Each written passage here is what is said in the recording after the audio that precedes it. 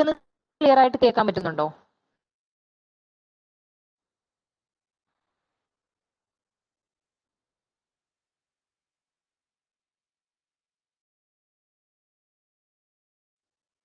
So നമ്മൾ ഇന്നലെ എവിടെ വരെ പറഞ്ഞത്?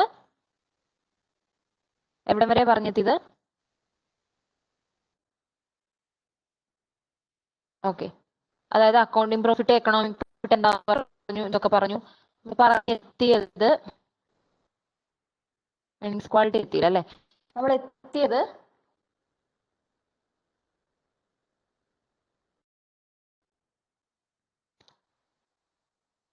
ഓക്കെ, ഏർണിങ്സ് ക്വാളിറ്റി എത്തി.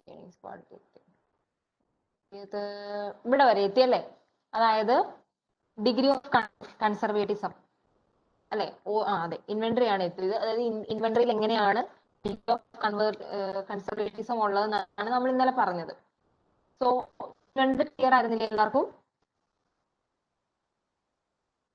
ഇൻവെന്ററി ക്ലിയർ ആയിരുന്നില്ല?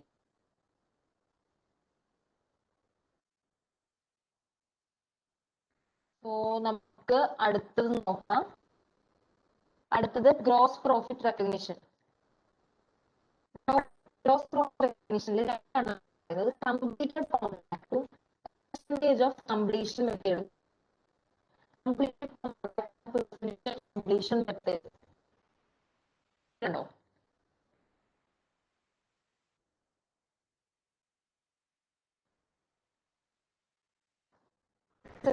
ഇല്ല. ഇല്ല. ഓക്കെ, കംപ്ലീറ്റഡ്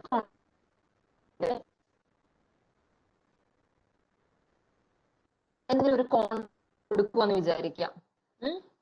കോൺട്രാക്ട് കൊടുത്തു. കോൺട്രാക്ട് കൊടുത്തു കഴിയുമ്പം ആ കോൺട്രാക്ട് കംപ്ലീറ്റ്, ഇപ്പൊ ഒരു ബിൽഡിംഗ് പണിയാൻ കൊടുത്തു, ബിൽഡിംഗ് പണിയാൻ കൊടുത്തു. അപ്പം കംപ്ലീറ്റഡ് കോൺട്രാക്ട്, ആ ബിൽഡിംഗ് കംപ്ലീറ്റ് പണി കഴിഞ്ഞതിന് ശേഷം മാത്രമേ കംപ്ലീറ്റഡ്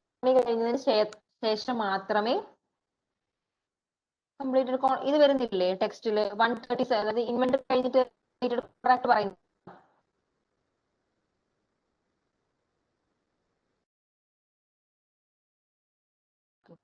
ഫിക്സ്ഡ് അസറ്റ് പറയുമോ? എന്നാ പോട്ടെ, അത് പോട്ടെ, അതില്ലെങ്കിൽ പോട്ടെ. ഓക്കെ, സോ ഫിക്സ്ഡ് അസറ്റിന്റെ കാര്യം പറയുമ്പോൾ നമ്മൾ കൺസർവേറ്റീവ്സ്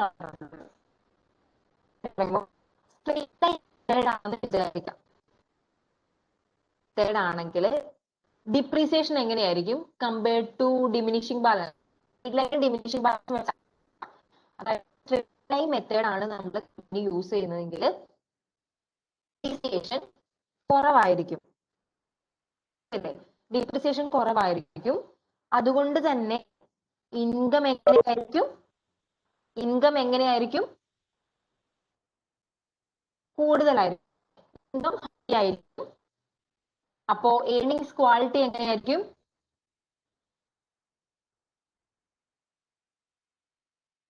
ക്വാളിറ്റി കുറവായിരിക്കും അല്ലെ? ഏർണിങ്സ് ക്വാളിറ്റി കുറവായിരിക്കും.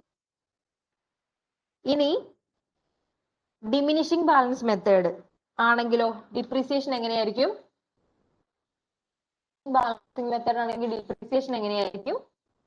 ഹൈ ആയിരിക്കും. ഇൻകം എങ്ങനെയായിരിക്കും?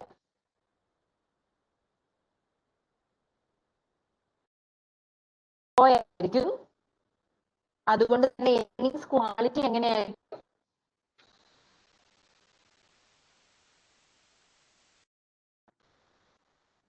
ഏർണിംഗ് ക്വാളിറ്റി ഹൈ ആയിരിക്കും അല്ലെ? ഓക്കെ, ഇനി ലൈഫ്, അതായത് അസറ്റ് ലൈഫ് കൺസിഡർ ചെയ്യാമെന്ന് വിചാരിക്കും. അസറ്റിന്റെ ലൈഫ് കൺസിഡർ ചെയ്യുമ്പോൾ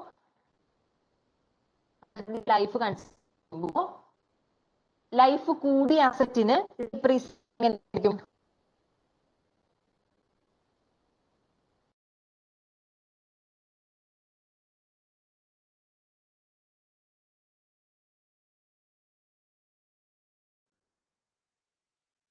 കുറവായിരിക്കും അല്ലെ? ലൈഫ് കൂടിയ ഡിപ്രീസിയേഷൻ കുറയും. സോ ഇൻകം എങ്ങനെയായിരിക്കും?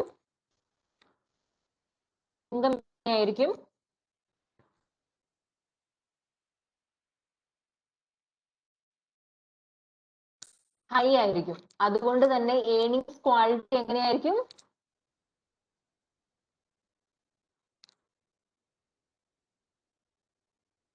ലോ ആയിരിക്കും അല്ലേ? ലോ ആയിരിക്കും. ഇനി ലൈഫ് കുറവാണ്,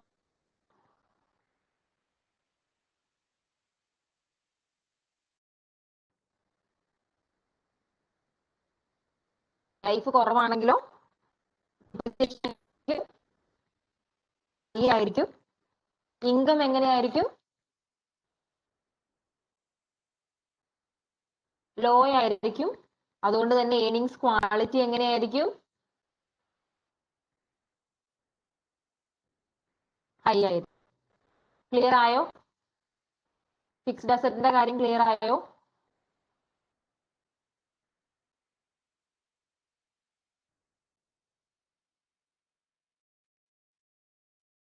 ഇൻടാഞ്ചിബിൾ അസറ്റ്.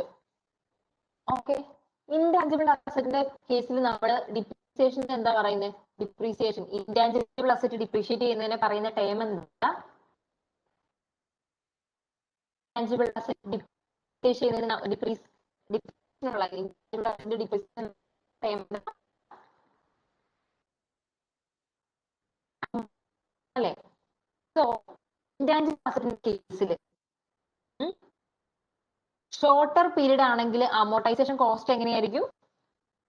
ഷോർട്ട് ആണെങ്കിൽ അമോർട്ടൈസേഷൻ കോസ്റ്റ് എങ്ങനെയായിരിക്കും?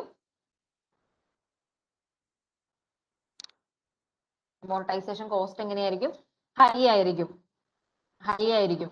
സോ ഇൻകം എങ്ങനെയായിരിക്കും? ലോ ആയിരിക്കും. ഏർണിങ്സ് ക്വാണ്ടിറ്റി എങ്ങനെയായിരിക്കും?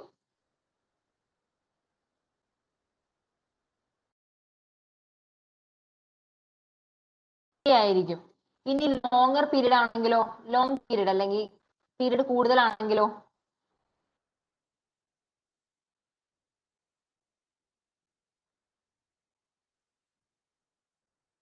ലോ ഡിപ്രീസിയേഷൻ ആയിരിക്കും. ലോ ഡിപ്രീസിയേഷൻ ആവുമ്പോ അല്ല, ലോ അമോർട്ടൈസേഷൻ ആയിരിക്കും. ലോ അമോർട്ടൈസേഷൻ ആവുമ്പോ ഇൻകം എങ്ങനെയായിരിക്കും? ഹൈ ആയിരിക്കും. ഏർണിങ്സ് ക്വാളിറ്റി എങ്ങനെയായിരിക്കും?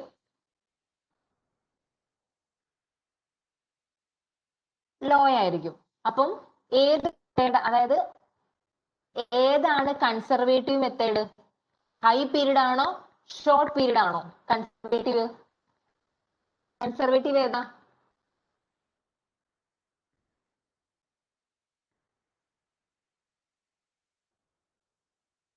ഷോർട്ടർ പീരീഡ് ആയിരിക്കുമോ ലോങ്ങർ പീരീഡ് ഓഫ് അമോർട്ടൈസേഷൻ ആയിരിക്കുമോ കൺസർവേറ്റീവ്? ഷോർട്ട് ആയിരിക്കും. കാരണം എന്തുകൊണ്ടാ?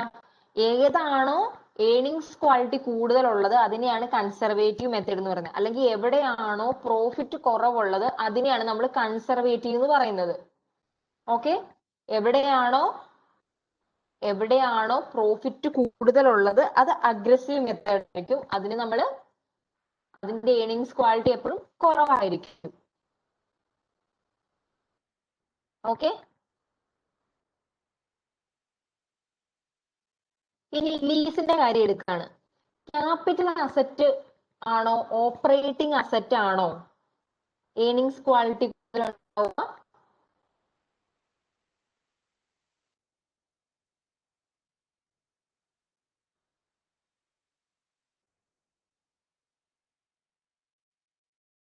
ഏതായിരിക്കും?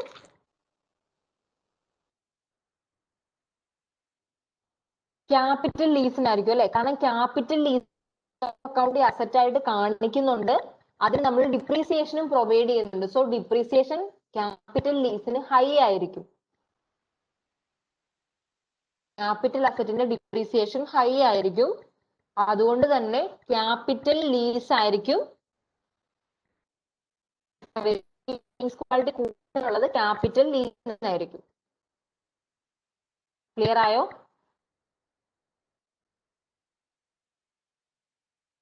ആയോ?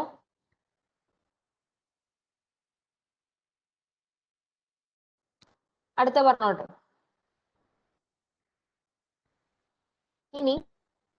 ഇനി പറയുന്നത് ക്യാരക്ടർ ഓഫ് കമ്പനീസ് മാനേജ്മെന്റ്. നമ്മളിപ്പോ പഠിക്കുന്നത് എന്താ? നമ്മളിപ്പോ എന്തായി പഠിക്കുന്നേ?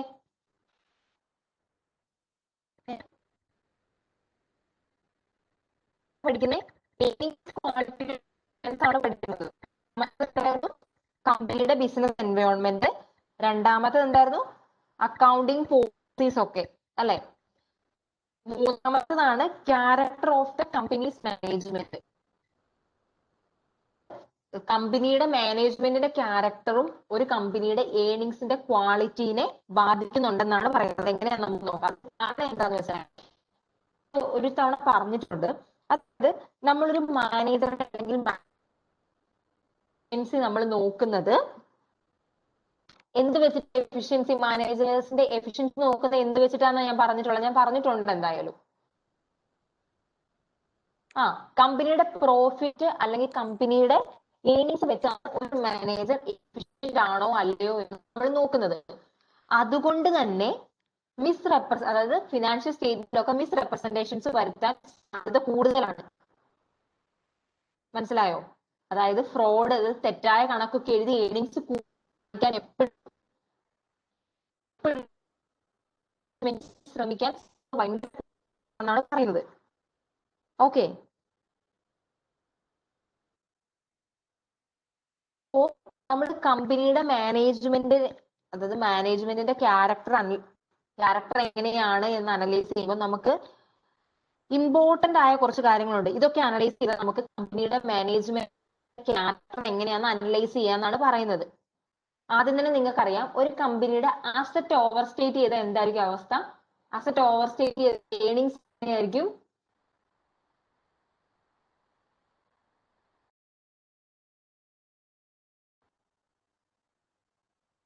അസറ്റ് ഓവർ സ്റ്റേറ്റ് ചെയ്താൽ ഏർണിങ്സും ഓവർ സ്റ്റേറ്റഡ് ആയിരിക്കും അല്ലെ. അസറ്റ് അണ്ടർ സ്റ്റേറ്റ് ചെയ്താൽ ഏർണിങ്സും അണ്ടർ സ്റ്റേറ്റഡ് ആയിരിക്കും. ആദ്യം പറയുന്നത് എന്താന്ന് വെച്ചാല്, നമുക്ക് ഒരു കമ്പനിയുടെ മാനേജ്മെന്റ് അവരുടെ ക്യാരക്ടർ എങ്ങനെയാന്ന് നോക്കാൻ നമുക്ക് എങ്ങനെയാണ് അക്കൗണ്ട് റിസീവബിൾ വാല്യൂ ചെയ്തിരിക്കുന്നതെന്ന് നോക്കാം. അതായത് ഒരു കമ്പനി അക്കൗണ്ട് റിസീവബിൾ, ബാഡ് ഡെറ്റ്സിന് കൂടുതൽ അലവൻസ് നൽകുവാണെങ്കിൽ ആ കമ്പനിയുടെ ഏർണിങ്സ് ക്വാളിറ്റി എങ്ങനെയായിരിക്കും?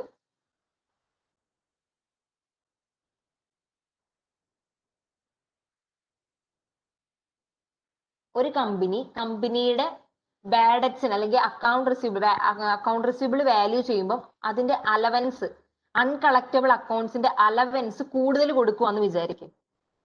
അതായത് പ്രൊവിഷൻ ഫോർ ബാഡ് ഡെറ്റ് കൂടിയ എമൗണ്ട് പ്രൊവിഷൻ ആയിട്ട് മാറ്റി വെക്കുവാണ്. സോ എന്തായിരിക്കും അതിന്റെ ആഫ്റ്റർ എഫക്ട്സ് വരുന്നത്? പ്രൊവിഷൻ ഫോർ ബാഡ് ഡെറ്റ്സ് കൂടുമ്പോൾ ഇൻകം എങ്ങനെയായിരിക്കും?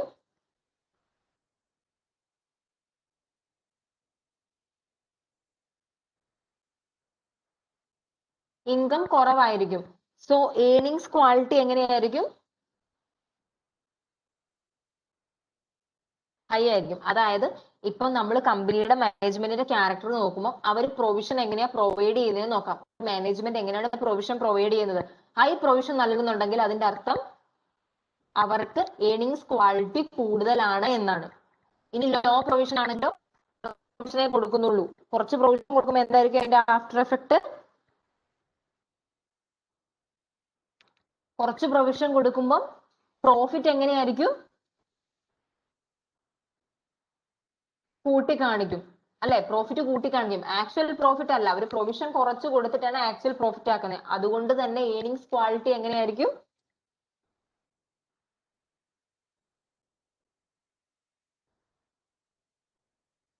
ഏർണിങ്സ് ക്വാളിറ്റി ലോ ആയിരിക്കും.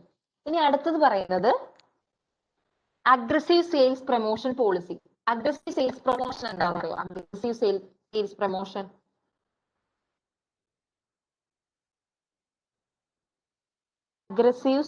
പ്രൊമോഷൻ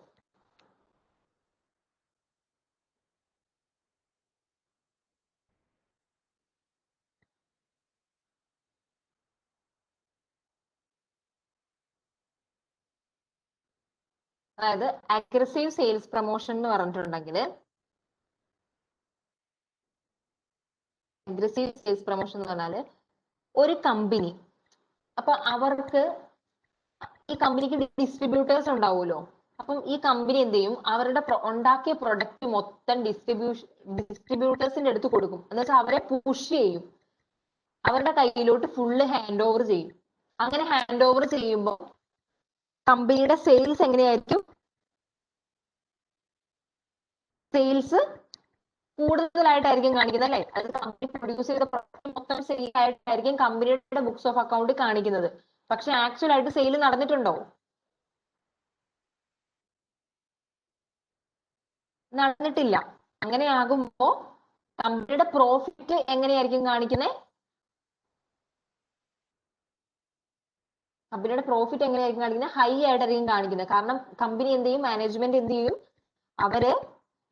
അവരുടെ പ്രൊഡക്റ്റ് മൊത്തം ഡിസ്ട്രിബ്യൂട്ടേഴ്സിന്റെ കയ്യിലോട്ട് കൊണ്ട് കൊടുക്കും.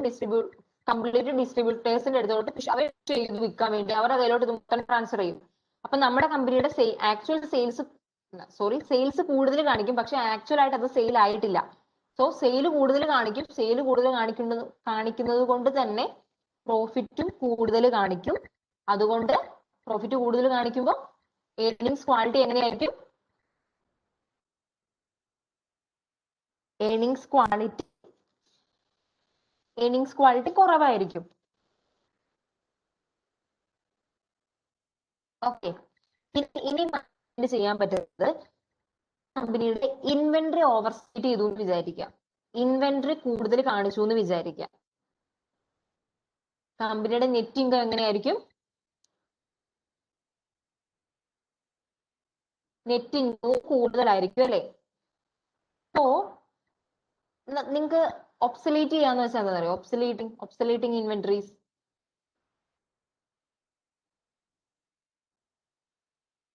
ഒബ്സലേറ്റ് എന്ന് വെച്ചാൽ കാലഹരണപ്പെട്ടു, അതായത് ഉപയോഗശൂന്യമാകും. റൈറ്റ് ഓഫ് ചെയ്യുന്നതിനല്ല. ഒബ്സലേറ്റ് എന്ന് പറഞ്ഞിട്ടുണ്ടെങ്കിൽ ആ സാധനം, ആ ഇൻവെന്ററി നമുക്ക് ഉപയോഗിക്കാൻ പറ്റത്തില്ല. അതായത് അത് കാലഹരണപ്പെട്ടു, അതിന്റെ സമയം കഴിഞ്ഞു പോകും. ചിലപ്പോൾ ടെക്നോളജിക്കൽ ചേഞ്ചസ് കൊണ്ടായിരിക്കാം. ഇപ്പം ഞാൻ പറയട്ടെ, നമ്മുടെ കമ്പനിയില് നമ്മുടെ കമ്പനി ഒരു TV കമ്പനിയാണ്. ഇപ്പൊ നമ്മളൊരു ബ്ലാക്ക് ആൻഡ് വൈറ്റ് TV വെച്ചാൽ ആരെങ്കിലും വാങ്ങുമോ? വാങ്ങില്ല. കാരണം ടെക്നോളജീസിലൊക്കെ ചേഞ്ചസ് വന്നു, ടൈമിൽ ചേഞ്ചസ് വന്നപ്പം ആ സാധനം ഔട്ട്ഡേറ്റഡ് ആയിപ്പോയി. അല്ലെങ്കിൽ അത് ഇനി ഉപയോഗിക്കാൻ പറ്റാതെ ഒബ്സലീറ്റ് ആയിപ്പോയി, കാലഹരണപ്പെട്ടു പോയി, അതിന് ഉപയോഗിക്കാൻ പറ്റില്ല. സോ അങ്ങനെയുള്ള ഇൻവെന്ററിയാണ് നമ്മൾ ഒബ്സലീറ്റ് ഇൻവെന്ററി എന്ന് പറയുന്നത്. അപ്പോ ഒരു കമ്പനിയുടെ മാനേജ്മെന്റിന്റെ ക്യാരക്ടർ എങ്ങനെയാണെന്ന് അറിയാൻ, അതായത് അവരുടെ ക്യാരക്ടർ അല്ലെങ്കിൽ അവർ കാണിച്ചിരിക്കുന്ന ഏർണിങ്സിന്റെ ക്വാളിറ്റി എത്രയാണെന്ന് അറിയാൻ നമുക്ക് ഇൻവെന്ററി ചെക്ക് ചെയ്താൽ മതി. ഇൻവെന്ററി ചെക്ക് ചെയ്താൽ നമുക്ക് അറിയാൻ പറ്റും. അതായത് ഒബ്സലീറ്റ് ചെയ്ത ഇൻവെന്ററി മൊത്തം റൈറ്റ് ഓഫ് ചെയ്തിട്ടുണ്ടെങ്കിൽ, അതായത് എക്സ്പെൻസ് ആയിട്ട് അത് കളഞ്ഞിട്ടുണ്ടെങ്കിൽ, ദാറ്റ് മീൻസ് ഏർണിങ്സ് എങ്ങനെയായിരിക്കും?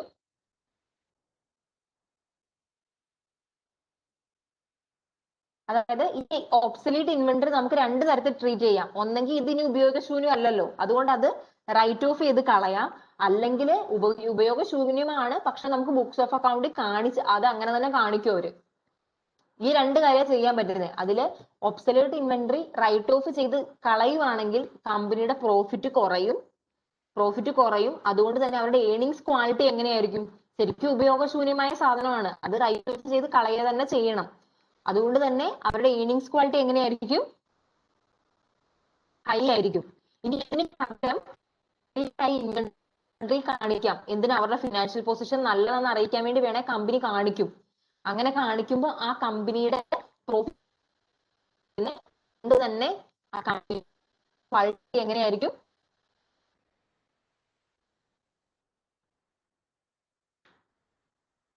ഏർണിങ്സ് ക്വാളിറ്റി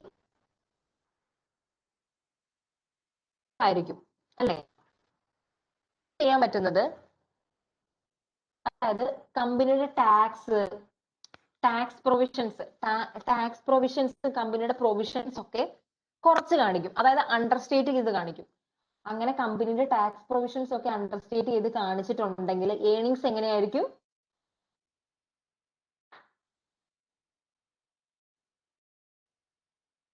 എങ്ങനെയായിരിക്കും?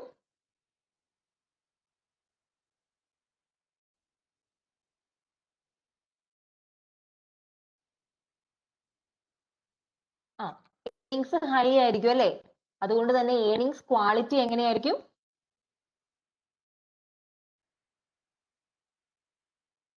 ഏർണിങ്സ് ക്വാളിറ്റി ലോ ആയിരിക്കും. ഇനി പറയുന്നത് ഡിസ്ക്രിപ്ഷൻ എക്സ്പെൻസ്. നിങ്ങൾ കേട്ടിട്ടുണ്ടോ ഡിസ്ക്രിപ്ഷൻ എക്സ്പെൻസ് എന്താണ്? ഡിസ്ക്രിപ്ഷൻ എക്സ്പെൻസ് എന്താ? ഡിസ്ക്രിപ്ഷൻ എക്സ്പെൻസ്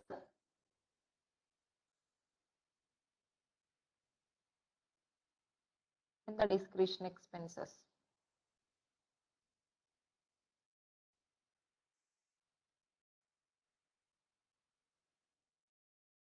നമസ്കാരം.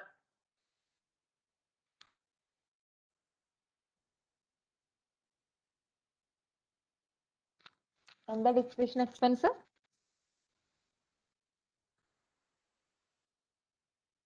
Hello,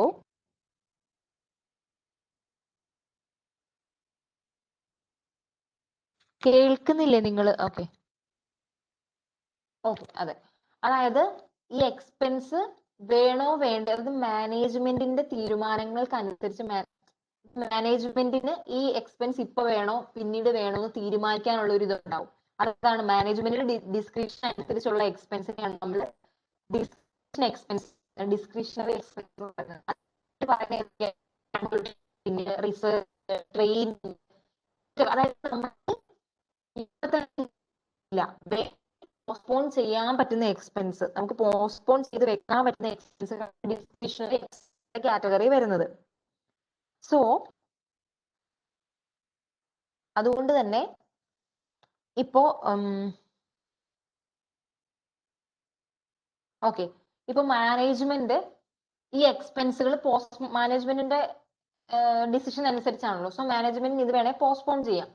so management ഡിസ്ക്രിപ്ഷണറി expense postpone ചെയ്താൽ എന്തായിരിക്കും എഫക്ട്? ഏർണിങ്സ് എങ്ങനെയായിരിക്കും? ഏർണിങ്സ് ഹൈ ആയിരിക്കും. ഏർണിങ്സ് ക്വാളിറ്റി എങ്ങനെയായിരിക്കും?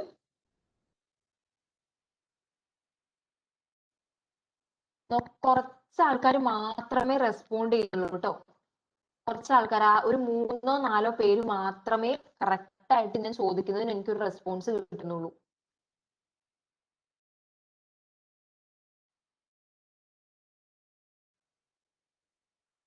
ബാക്കി ആൾക്കാർ ഉണ്ടോന്ന് പോലും അറിയുന്നില്ല. ആദ്യത്തെ ഒരു മൂന്നാല് പേരുന്നല്ല, ആര്യ, ആഷ്ലി, ബിബിത, ഇങ്ങനെ കുറച്ച് ആൾക്കാർ മാത്രം, ഹൈഡിയ, ബിൻസി, ഇവര് കുറച്ച് ആൾക്കാർ മാത്രമേ റെസ്പോണ്ട് ചെയ്ത് കാണും. തുടക്കം തൊട്ട് നേരം വരെ നോക്കി ഇവര് മാത്രമേ റെസ്പോണ്ട് ചെയ്യുന്നതായിട്ട് ഞാൻ കണ്ടുള്ളൂ. നിങ്ങൾക്ക് കേട്ടിട്ടാണോ എന്താന്ന് എനിക്ക് അറിയത്തില്ല. അതോ നിങ്ങൾക്ക് മനസ്സിലാവാതിട്ടാണോ?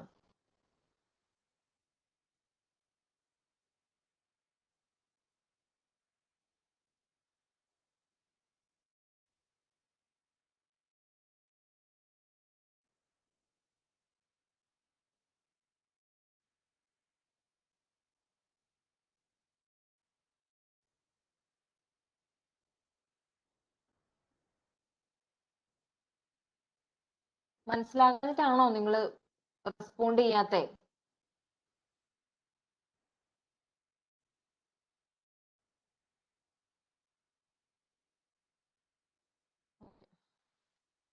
സോ നമ്മൾ എവിടെ വരെ പറഞ്ഞു നിർത്തിയേ? Description. Okay, so management description അനുസരിച്ച് പോസ്റ്റ്പോൺ ചെയ്യാം. അങ്ങനെ പോസ്റ്റ്പോൺ ചെയ്യുവാണെങ്കിൽ നമ്മുടെ ഇപ്പോഴത്തെ പ്രോഫിറ്റ് കൂടുതലായിരിക്കും. സോ പ്രോഫിറ്റ് കൂടുതലാണെങ്കിൽ ക്വാളിറ്റി കുറവായിരിക്കും. ഓക്കെ, ഇനി പറയുന്നത് റിപ്പയർ ആൻഡ് മെയിൻ്റനൻസ് ആണ്. മെയിൻ്റനൻസ് പറയുന്നത്, അതായത് ഒരു കമ്പനിയുടെ റിപ്പയർ ആൻഡ് 2 റേഷ്യോ ഉണ്ട്. അതായത് repair and maintenance cost divided by sales ratio. Okay, repairs and maintenance cost sales ratio എന്ന് പറഞ്ഞ റേഷ്യോ ഉണ്ട്. അതുപോലെ തന്നെ repairs and maintenance cost or net property plant and equipment ratio. അതായത് ഈ റേഷ്യോസ് അനലൈസ് ചെയ്താൽ നമുക്ക് അറിയാൻ പറ്റും, അതായത് നമ്മൾ റീസണബിൾ ആയിട്ടുള്ള റിപ്പയർസ് ആൻഡ് മെയിൻ്റനൻസ് ആണോ, മെയിൻ്റനൻസ് കോസ്റ്റ് ആണോ ചാർജ് ചെയ്തിരിക്കുന്നതെന്ന്. നമുക്കറിയാം ചില സാഹചര്യത്തില് കമ്പനിക്ക് റിപ്പയർസ് ആൻഡ് മെയിൻ്റനൻസ് കോസ്റ്റ് ഒക്കെ കുറച്ച് കാണിച്ചുകൊണ്ട് പ്രോഫിറ്റ് കൂട്ടി കാണിക്കാം, അല്ലേ? റിപ്പയർസ് ആൻഡ് മെയിൻ്റനൻസ് ചാർജ് കുറയ്ക്കുവാണെങ്കിൽ അതൊരു എക്സ്പെൻസ് ആണല്ലോ. അപ്പൊ എക്സ്പെൻസ് കുറയുമ്പോൾ സ്വാഭാവികമായിട്ടും പ്രോഫിറ്റ്. അപ്പൊ റിപ്പയർസ് ആൻഡ് മെയിൻ്റനൻസ് കോസ്റ്റ് കുറച്ചുകൊണ്ട് പ്രോഫിറ്റ് കൂട്ടി കാണിക്കും. പ്രോഫിറ്റ് കൂട്ടി അങ്ങനെ കാണിക്കുമ്പോൾ ഏർണിങ്സ് ക്വാളിറ്റി എങ്ങനെയായിരിക്കും? ഏർണിങ്സ് ക്വാളിറ്റി എങ്ങനെയായിരിക്കും?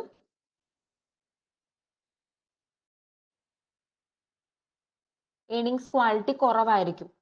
ഏർണിങ്സ് ക്വാളിറ്റി കുറവായിരിക്കും. അതായത് ചുരുക്കത്തിൽ പറഞ്ഞാൽ നിങ്ങൾ ഈ റേഷ്യോ നോക്കിയിട്ട് ഈ റേഷ്യോ ഒരു റീസണബിൾ അല്ലെങ്കിൽ ഒരു സ്റ്റേബിൾ ലെവലിലാണ് ഈ റേഷ്യോ നിൽക്കുന്നത് എങ്കിൽ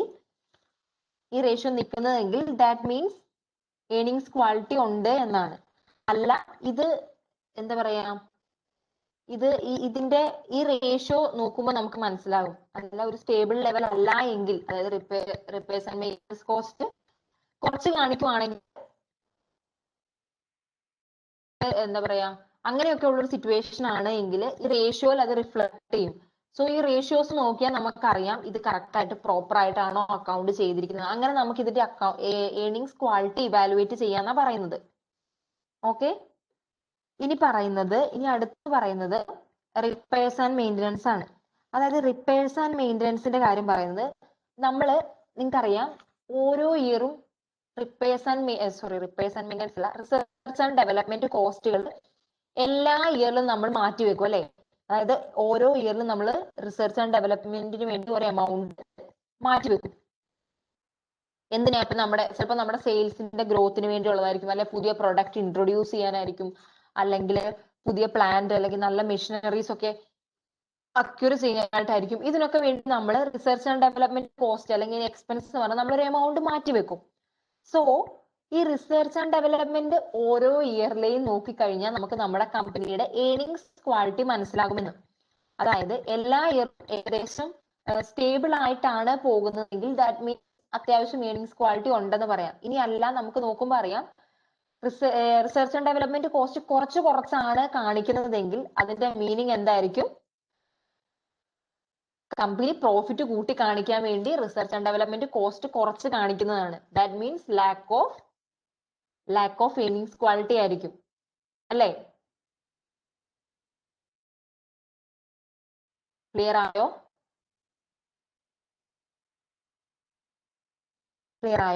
ഈ പറയുന്നത് നമ്മുടെ കമ്പനിയുടെ റവന്യൂസ് ഏത് കസ്റ്റമറിൽ നിന്നാണ് നോക്കി, അതായത് നമ്മുടെ കസ്റ്റമേഴ്സിനെ നോക്കിയാൽ നമ്മുടെ കമ്പനിയുടെ ഒരു എന്താ പറയാ ക്വാളിറ്റി അല്ലെങ്കിൽ ഏർണിങ്സ് ക്വാളിറ്റി നമുക്ക് മനസ്സിലാക്കാൻ പറ്റും എന്നാണ്. അത് പറയുന്നത് എന്താണെന്ന് വെച്ചാല്, നമുക്ക് ഒരേ ഒരു കസ്റ്റമറേ ഉള്ളൂ എന്ന് വിചാരിക്കാം. ഒരു സിംഗിൾ കസ്റ്റമർ ആണെങ്കിൽ സ്വാഭാവികമായിട്ടും മൾട്ടിപ്പിൾ ഉള്ളതിനേക്കാൾ ഏർണിങ്സ് കുറവായിരിക്കും. മാത്രമല്ല ഏർണിങ്സിന് ഒരു സ്റ്റെബിലിറ്റി ഉണ്ടാവുമോ?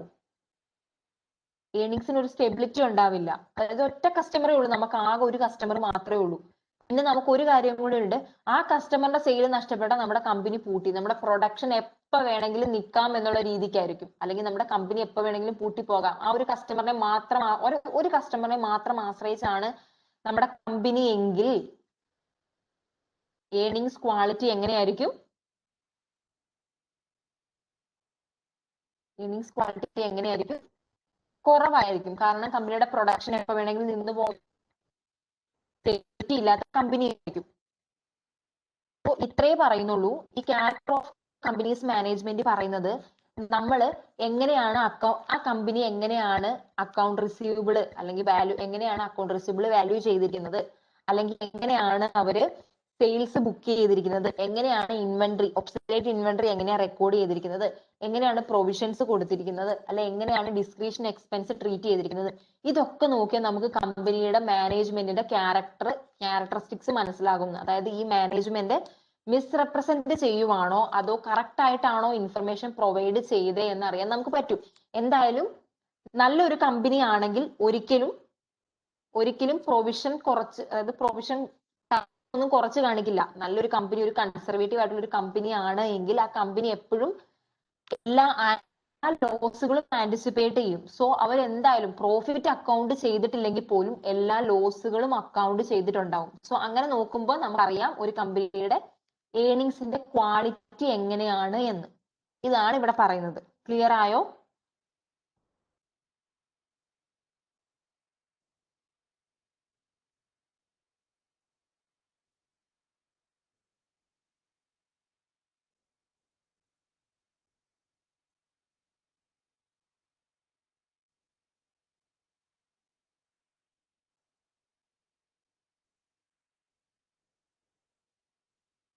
ഓക്കെ.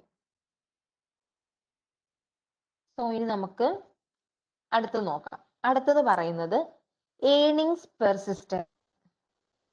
Earnings persistence. പെർസിസ്റ്റൻസ് എന്ന് പറഞ്ഞാൽ എന്താ? പെർസിസ്റ്റൻസ് പെർസിസ്റ്റൻസ് എന്ന് വെച്ചാൽ എന്താ?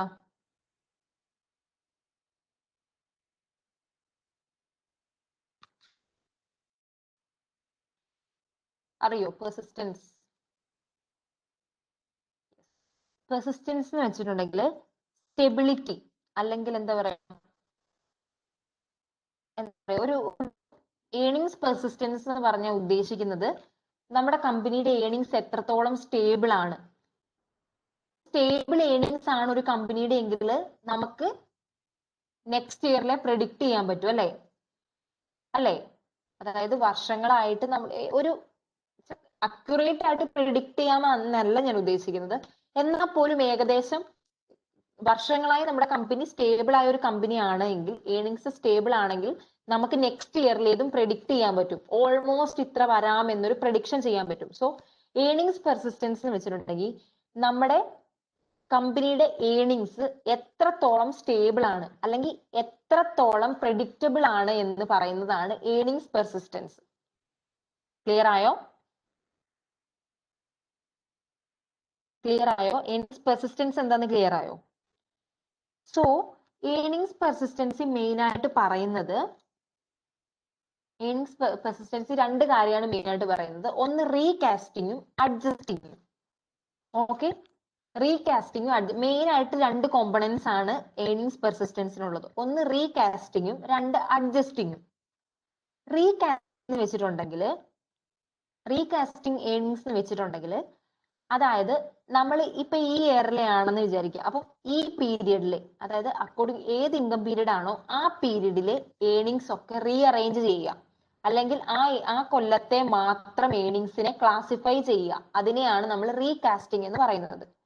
അതായത് ചിലപ്പം വേറെ ഇയറിലൊക്കെ കിടപ്പുണ്ടെങ്കിൽ നമ്മൾ അത് എടുക്കാതെ നമ്മൾ പെർട്ടിക്കുലർ ഇയറിലെ കോമ്പണൻസിനെ റീഅറേഞ്ച് ചെയ്യുന്നതിനാണ് നമ്മൾ റീകാസ്റ്റിംഗ് എന്ന് പറയുന്നത്.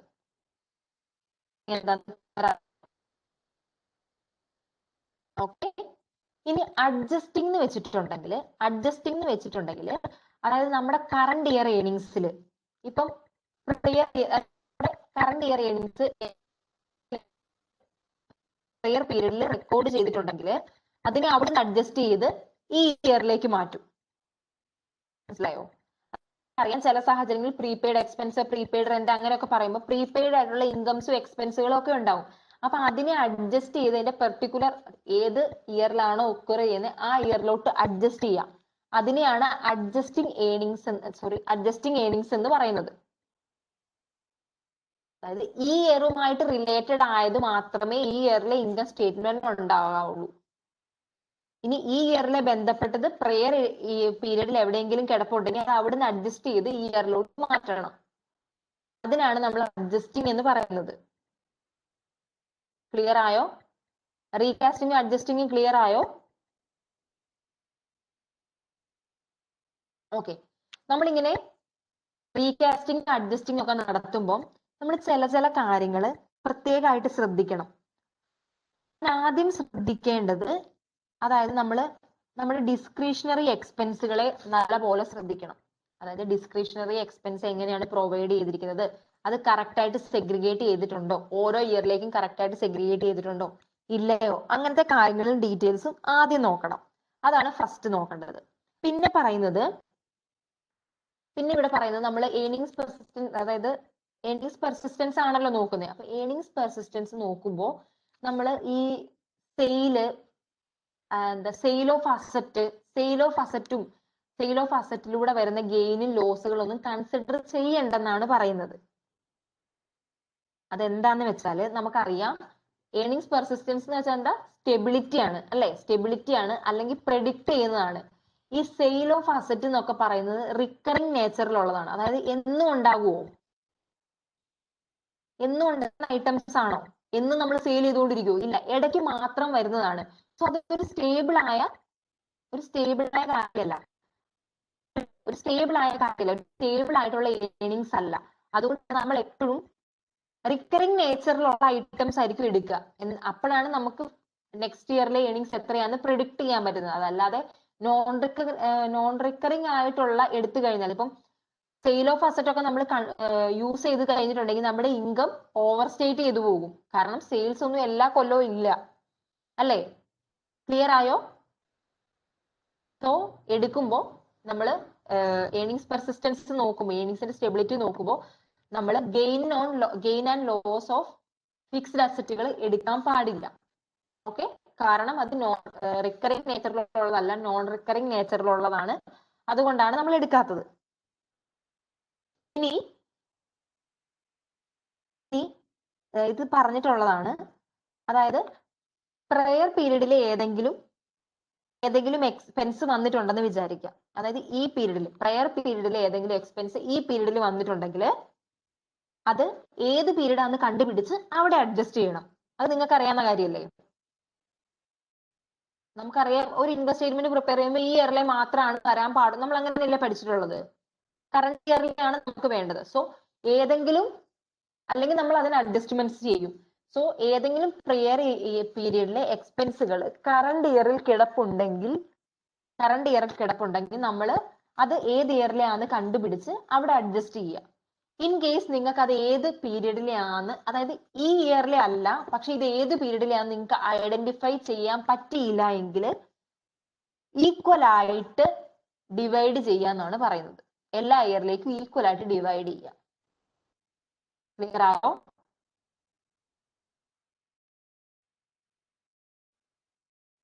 ക്ലിയർ ആയോ? ഓക്കെ. സോ ഇനി പറയുന്നത്, ഇപ്പൊ നമ്മള് 2016 ഒരു ലോസ് ഉണ്ടാകുന്ന വിചാരിക്കാം. കമ്പനിക്ക് ഒരു ലോസ് ഉണ്ടായി. ലോസ് ഉണ്ടാകുമ്പോൾ നമ്മൾ ആ ലോസ് എന്താ ചെയ്യുന്നത്? ക്യാരി ഫോർവേഡ് ചെയ്യും, അല്ലെ? നമ്മൾ ലോസ് ക്യാരി ഫോർവേഡ് ചെയ്യും, നെക്സ്റ്റ് ഇയറിലേക്ക് ക്യാരി ഫോർവേഡ് ചെയ്യും.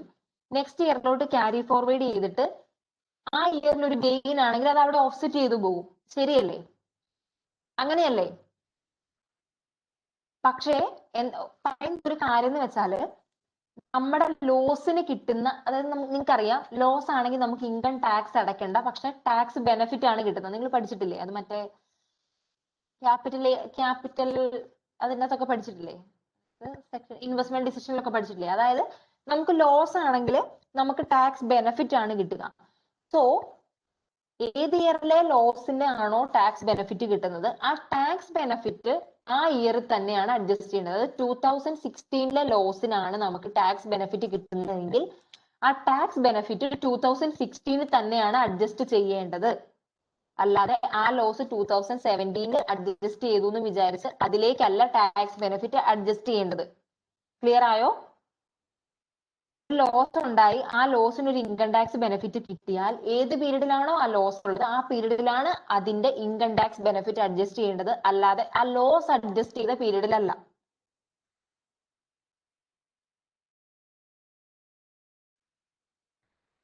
ഇത്ര ഓക്കെ ആണോ?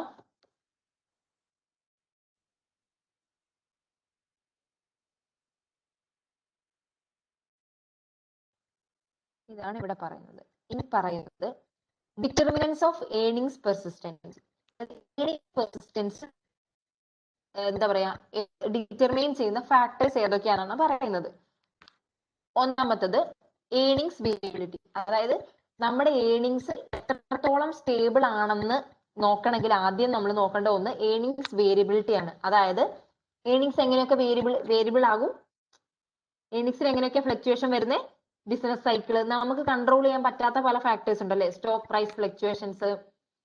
അപ്പം ഒരു കമ്പനിയുടെ ഏർണിങ്സ് പെർസിസ്റ്റൻസ് നോക്കുമ്പോൾ അത് ആ കമ്പനിയുടെ സ്റ്റോക്ക് പ്രൈസോ അല്ലെങ്കിൽ ആ കമ്പനിയുടെ ഏർണിങ്സ് എക്സ്റ്റേണൽ ഫാക്ടേഴ്സുമായിട്ട് എത്രത്തോളം എന്താ പറയാ, എത്രത്തോളം റിലേഷൻ ഉണ്ടെന്ന് നോക്കുക. അല്ലെങ്കിൽ എക്സ്റ്റേണൽ ഫാക്ടേഴ്സിൽ വരുന്ന ഒരു ചേഞ്ച് എത്രത്തോളം നമ്മുടെ ഈ കമ്പനിയുടെ ഏർണിങ്സിനെ അഫക്ട് ചെയ്യുന്നുണ്ട് എന്ന് നോക്കുക. അതാണ് ഏർണിങ്സ് വേരിയബിലിറ്റി പറയുന്നത്. ഓക്കെ, വേരിയബിലിറ്റി കണ്ടുപിടിക്കാൻ നമുക്ക് വേറൊരു കാര്യം ചെയ്യാന്നാണ് പറയുന്നത്. അതായത് ഇപ്പൊ ഒരു ഇത്ര കൊല്ലത്തെ ഏർണിങ്സ് ആണ് നമ്മൾ നോക്കുന്നതെങ്കിൽ അതിന്റെ ആവറേജ് ഏർണിങ്സ് എടുത്താൽ നമുക്ക് മനസ്സിലാകും ഓൾമോസ്റ്റ് ഒരു ഇയറിൽ എത്ര ഏണിങ്സ് ആണ് വരാൻ സാധ്യത? മനസ്സിലായോ? ഈ ഏണിങ്സ് കുറവാണെങ്കിൽ അങ്ങനെയല്ലേ നമ്മൾ ആവറേജ് എടുക്കുന്നത്, അങ്ങനെയല്ലേ? ഇതിൽ കുറവാണെങ്കിൽ മോശമായിരിക്കും, അല്ലെങ്കിൽ ഇതിൽ കൂടുതലാണെങ്കിൽ വേരിയബിൾ അല്ല എന്ന് പറയാം. ആവറേജ് എടുക്കും, ആവറേജ് ആയിരിക്കും നമ്മൾ മിനിമം ആക്കി വെക്കുന്നത്. ആവറേജ് കൂടുതലാണെങ്കിൽ നല്ലതാണെന്ന് പറയും, ആവറേജ് കുറവാണെങ്കിൽ മോശമാണെന്ന് പറയും, അല്ലേ? അങ്ങനെയല്ലേ നമ്മൾ ചെയ്യുന്നേ? നമുക്ക് അങ്ങനെ ഏണിങ്സ് വേരിയബിലിറ്റി വേണമെങ്കിൽ കണ്ടുപിടിക്കാം എന്നാണ് ഇവിടെ പറയുന്നത്. ഏണിങ്സ് വേരിയബിലിറ്റി എന്ന് പറയുന്ന ഫാക്ടർ ക്ലിയർ ആയോ?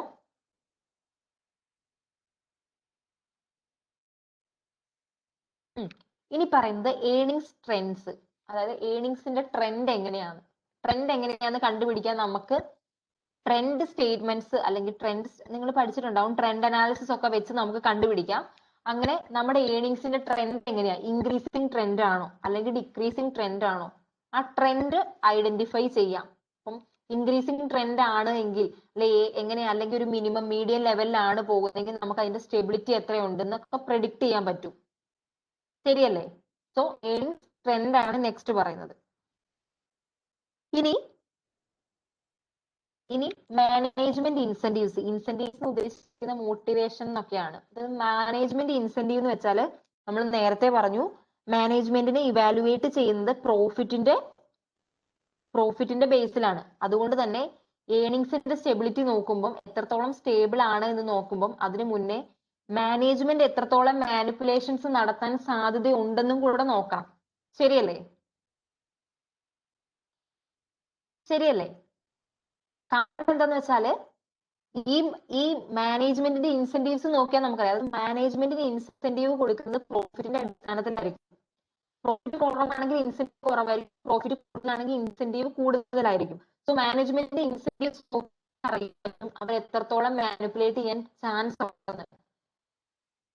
ഓക്കെ, അതായത് എക്സ്ട്രീം പ്രോഫിറ്റ് ആണെങ്കിൽ നമുക്ക് അനലൈസ് ചെയ്താൽ നമുക്ക് മനസ്സിലാവും എത്രത്തോളം മാനിപ്പുലേഷൻ ഉണ്ടെന്ന്. മാനേജ്മെന്റ് ഇൻസെന്റീവ് നോക്കിയാൽ നമുക്ക് മനസ്സിലാവും എത്രത്തോളം, ഇൻസെന്റീവിന്റെ ട്രെൻഡ് നോക്കിയാൽ നമുക്ക് മനസ്സിലാവും എത്രത്തോളം ഇവർ മാനിപ്പുലേഷൻ നടത്താൻ ചാൻസ് ഉണ്ട് എന്ന്. ക്ലിയർ ആയോ? സോ മാനിപ്പുലേഷൻ നടത്തുന്നുണ്ട് എങ്കിൽ മാനിപ്പുലേഷൻ നടത്തുന്ന ലെവൽ മനസ്സിലാക്കിയിട്ട് നമുക്ക് പ്രെഡിക്റ്റ് ചെയ്യാൻ പറ്റുള്ളൂ. ഓക്കെ, ഇനി പറയുന്നത് ഏണിങ്സ് മാനേജ്മെന്റ് ആണ്. അതായത്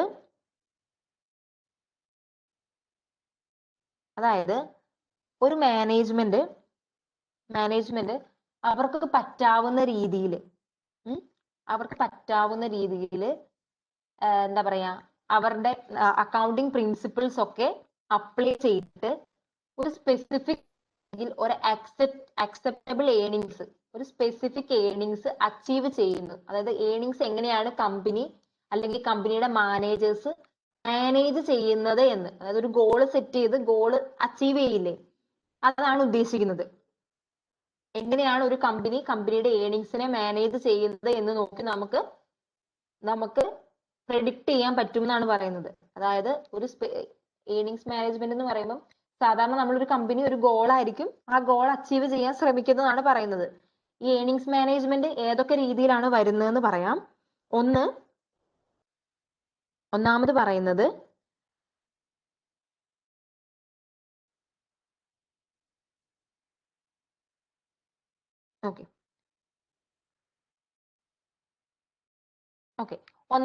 ഇപ്പം ഫ്യൂച്ചറിൽ നമുക്ക് മനസ്സിലാവുകയാണ്, ഫ്യൂച്ചറിൽ ഏണിങ്സ് കുറയാൻ ചാൻസ് ഉണ്ടെന്ന് വിചാരിക്കാം.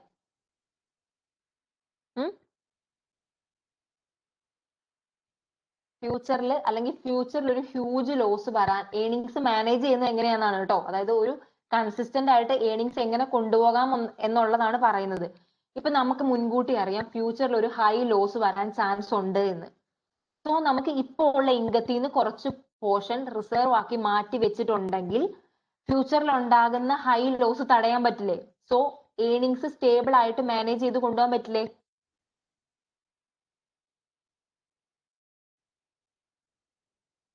ക്ലിയർ ആയോ? ഏണിങ്സ് എങ്ങനെ മാനേജ് ചെയ്യുന്നത്, ഒരേ ലെവലിൽ ഒരു സ്പെസിഫിക് എമൗണ്ടിൽ നമുക്ക് എങ്ങനെ സ്റ്റേബിൾ ആക്കി കൊണ്ടുപോകാം എന്നാണ് പറയുന്നത്. അതിന് എന്തൊക്കെ സ്റ്റെപ്പ് എടുക്കാമെന്ന്. ഒന്ന്, ഫ്യൂച്ചറിൽ ഒരു ഹൈ ലോസ് വരുമെന്ന് നമുക്ക് അറിയുമെങ്കിൽ ഈ ഇപ്പൊ തൊട്ടേ ഇപ്പൊ ഉള്ള ഇൻകത്തിൽ നിന്ന് കുറച്ച് എമൗണ്ടുകൾ എപ്പോഴും മാറ്റി വെക്കുവാണ് എങ്കിൽ നമുക്ക് ആ ലോസിനെ റിക്കവർ ചെയ്യാൻ പറ്റും. സോ ഏണിങ്സ് നമുക്ക് സ്റ്റേബിൾ ആയിട്ട് കൊണ്ടുപോകാം, അല്ലെങ്കിൽ ഒരു സ്പെസിഫിക് ഏണിങ്സ് എമൗണ്ട് അച്ചീവ് ചെയ്യാൻ പറ്റും. ഒന്ന്. പിന്നെ ഓക്കെ, നമുക്കറിയാം ഒരു അൺയൂഷ്വൽ ഗെയിൻ ഉണ്ടായി, അത് നമ്മൾ വിചാരിക്കാതെ ഒരു ഹൈ ഗെയിൻ, ഭയങ്കരമായ ഒരു ഗെയിൻ ഒരു കമ്പനിക്ക് ഉണ്ടായി എന്ന് വിചാരിക്കാം. കമ്പനിക്ക് ഒരു ഗെയിൻ ഉണ്ടായി. അപ്പൊ നമുക്കറിയാം ഗെയിൻ കൂടുതലാണെങ്കിൽ ടാക്സ് എങ്ങനെയായിരിക്കും? ഗെയിൻ കൂടുതലാണെങ്കിൽ ടാക്സ് എങ്ങനെയായിരിക്കും? കൂടുതലാണ്. സോ നമുക്ക് ഒരു കാര്യം ചെയ്യാം. എന്ത് ചെയ്യാം? അതായത് നമ്മുടെ കമ്പനിക്ക് വേണമെങ്കിൽ ഡിസ്ക്രിഷണറി എക്സ്പെൻസുകൾ ആ പീരീഡിൽ എടുത്തിട്ട് ആ പീരീഡിൽ ഏണിങ്സ് കുറയ്ക്കാം, അതായത് സ്റ്റേബിൾ ആയിട്ട് വെക്കാം. ഫ്യൂച്ചർ പീരീഡിലേക്ക് ഒരു അൺയൂഷ്വൽ ഗെയിൻ വന്നെങ്കിൽ ഫ്യൂച്ചർ പീരീഡിലേക്കുള്ള ഡിസ്ക്രിഷണറി എക്സ്പെൻസുകൾ ഇപ്പൊ സെറ്റ് ഓഫ് ചെയ്ത് ആ ഏണിങ്സിനെ സ്റ്റേബിൾ ആക്കാം. അപ്പൊ ഫ്യൂച്ചറിൽ അത്രയും കുറവല്ലേ വരുള്ളൂ. അൺയൂഷ്വൽ ആയിട്ടുള്ള ഗെയിൻ ആണ്, സ്ഥിരമായി വരുന്നതല്ല, അൺയൂഷ്വൽ ആയിട്ട് വന്ന ഗെയിനാ.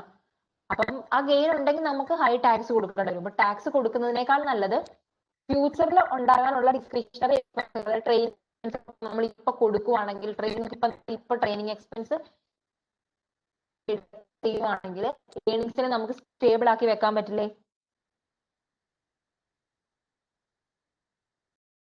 സ്റ്റേബിൾ ആക്കി വെക്കാൻ പറ്റും. ഇനി ചെയ്യുന്നത്, ഇപ്പോ ഒരു അൺയൂഷ്വൽ ലോസ് വന്നു എന്ന് വിചാരിക്കാം, ഭയങ്കരമായ ഒരു ലോസ്, സ്ഥിരമായി വരുന്നതല്ല, അൺയൂഷ്വൽ ആയിട്ട് ഒരു ലോസ് വന്നു എന്ന് വിചാരിക്കാം. ഇങ്ങനെ ലോസ് വരുമ്പം എന്തെങ്കിലും ഇൻകം, അതായത് ഡിസ്ക്രിഷണറി ഇൻകം ഉണ്ട് എങ്കിൽ നമുക്ക് ആ ഇൻകം വെച്ച് സെറ്റ് ഓഫ് ചെയ്യാൻ പാടില്ലേ?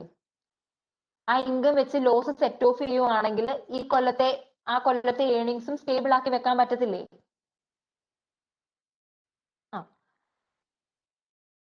പിന്നെ പറയുന്നത് നമുക്ക് ചെയ്യാൻ പറ്റുന്നത്, കമ്പനിക്ക് ഓൾറെഡി ഈ പീരീഡിൽ ഒരു ലോസ് ഉണ്ടെന്ന് വിചാരിക്കാം. ഒരു ലോസ് ഉണ്ട്, നമുക്കത് കുറയ്ക്കാൻ പറ്റുകയില്ല, ഒന്നും ചെയ്യാൻ പറ്റില്ല. നമുക്ക് അതിന് അഡീഷണൽ ഇൻകംസോ ഒന്നും വെച്ച് നമുക്ക് ആ ലോസ് കുറയ്ക്കാൻ പറ്റില്ല. നമ്മുടെ അടുത്ത് ഒന്നുമില്ല ആ ലോസ് കുറയ്ക്കാൻ വേണ്ടി. അതായത് ആ ലോസ് നമുക്ക് കുറയ്ക്കാൻ പറ്റുന്ന ഒരു സാഹചര്യവും ഇല്ല. അങ്ങനെയാണെങ്കിൽ നമുക്ക് ഒരു കാര്യം ചെയ്യാൻ പറ്റും. എന്തായാലും ലോസ് ആയി അല്ലേ? സോ ഫ്യൂച്ചറിലേക്ക് വരാൻ നമുക്ക് ഉറപ്പുള്ള ഡിസ്ക്രിഷണറി എക്സ്പെൻസുകൾ ആ ലോസ് ഉള്ള ഇയറിൽ കാണിക്കുവാണെങ്കിൽ, ആ ഇയറിൽ എന്തായാലും ലോസാ, ആ ഇയറിലെ ലോസ് കൂടും. പക്ഷേ പിന്നീടുള്ള വർഷത്തില് ലോസുകൾ നമുക്ക് ഇപ്പൊ ലോസിലോട്ടാണ് പോകുന്നതെങ്കിൽ നമുക്ക് ലോസുകൾ കുറയ്ക്കാൻ പറ്റില്ലേ? അതായത് ഫ്യൂച്ചറിൽ പിന്നെയും ലോസ് വരുന്നതിന് പകരം ആ ലോസ് നമ്മൾ എന്തായാലും ഈ കൊല്ലം ലോസ് ആയി, അപ്പൊ ഫ്യൂച്ചറിലേക്ക് ലോസ് വരാൻ സാധ്യതയുള്ള എക്സ്പെൻസുകൾ ഈ കൊല്ലം തന്നെ എഴുതുവാണെങ്കിൽ ഫ്യൂച്ചറിൽ നമുക്ക് ഗെയിൻ കാണിക്കുകയും ചെയ്യാം. ഈ ഒരു കൊല്ലം എന്തായാലും ലോസ് ആണ്, ഹൈ ലോസ് ആണെങ്കിലും എന്ത് ലോസ് ആണെങ്കിലും അത് സെയിം എഫക്റ്റ് ആണ്. സോ പിന്നീടുള്ള കൊല്ലങ്ങളിലേക്ക് ലോസ് ആയി കാണിക്കുന്നതിനേക്കാളും നല്ലത് ഈ ഒരു കൊല്ലം മാത്രം ലോസ് കാണിക്കുന്നതല്ലേ?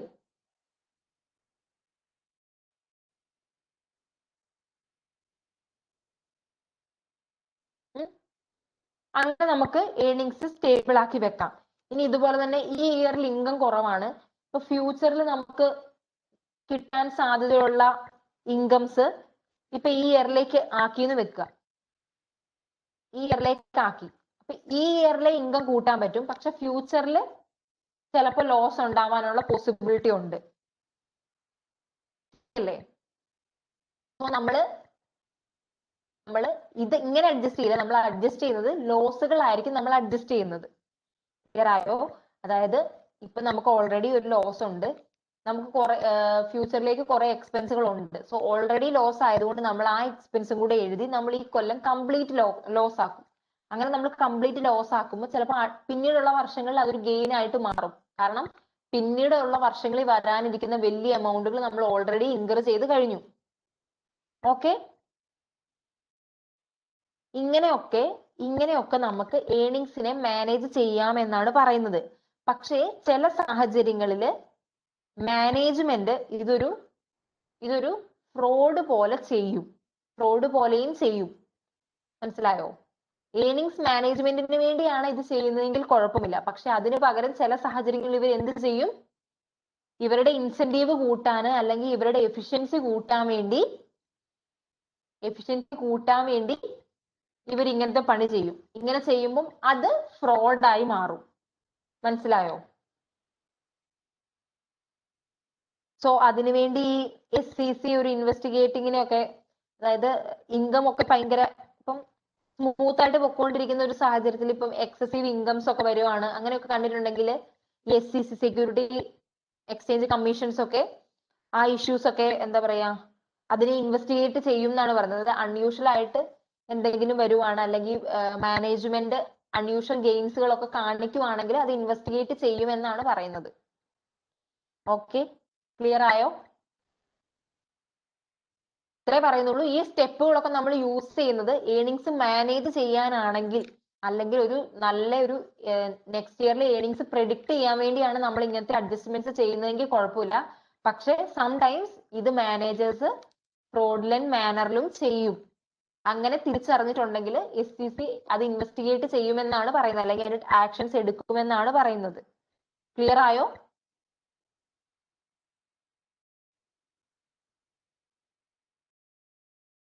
സോ ഇത് കഴിഞ്ഞു.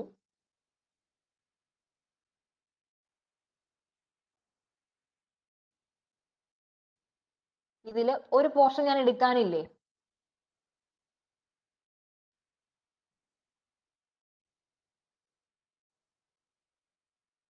എടുക്കാനുള്ള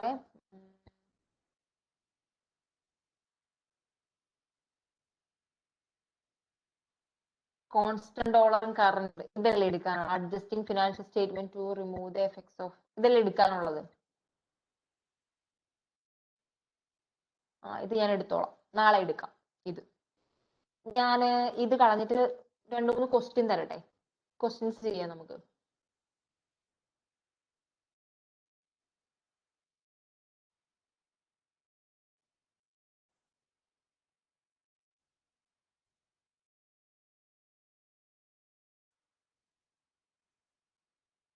നമ്മൾ എത്ര ക്വസ്റ്റ്യൻ ചെയ്തു കാണാൻ പറ്റുന്നുണ്ടോ?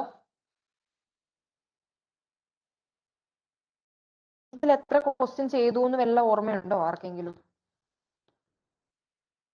അധികം ഒന്നും ചെയ്തിട്ടില്ല, 1-2 അങ്ങനെ ചെയ്തിട്ടുള്ളൂ. ഒന്നേ ചെയ്തിട്ടുള്ളൂ അല്ലെ? ഓക്കെ, ഫസ്റ്റ് വൺ ചെയ്ത്. ഓക്കെ, സോ സെക്കൻഡ് വൺ നോക്കി.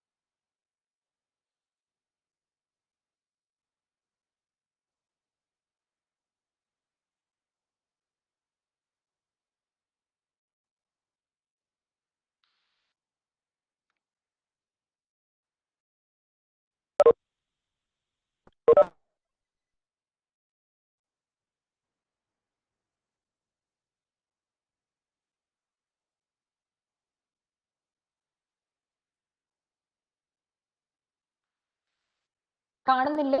ആൻസർ ചെയ്യൂ കേട്ടോ വായിച്ചിട്ട്.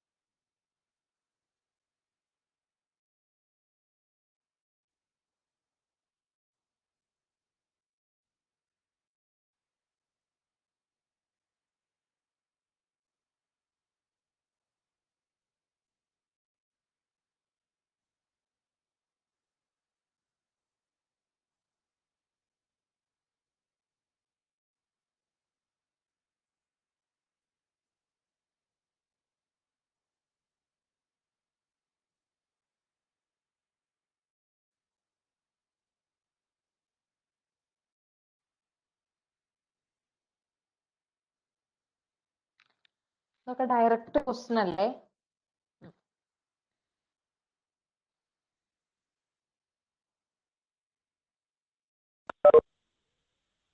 അതായത് ബാലൻസ് ഷീറ്റില് അതർ കോംപ്രിഹെൻസീവ് ഇൻകം സെക്ഷനിൽ കാണിക്കുന്നത് എന്താണ് അതർ കോംപ്രിഹെൻസീവ് ഇൻകം സെക്ഷനിൽ കാണിക്കുന്നതെന്നാണ്. ഏതാ കാണിക്കുന്നത് അതർ കോംപ്രിഹെൻസീവ് ഇൻകം സെക്ഷനിൽ?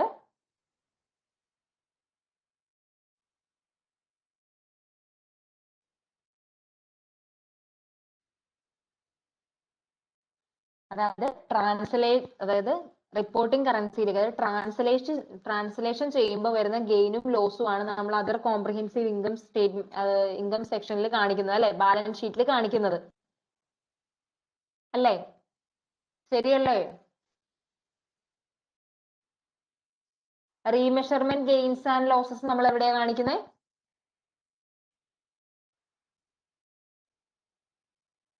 ലോസസ് എവിടെയാ കാണിക്കുന്നത്? ഇൻകം സ്റ്റേറ്റ്മെന്റിൽ. ഓക്കെ, അടുത്ത നോക്കൂ.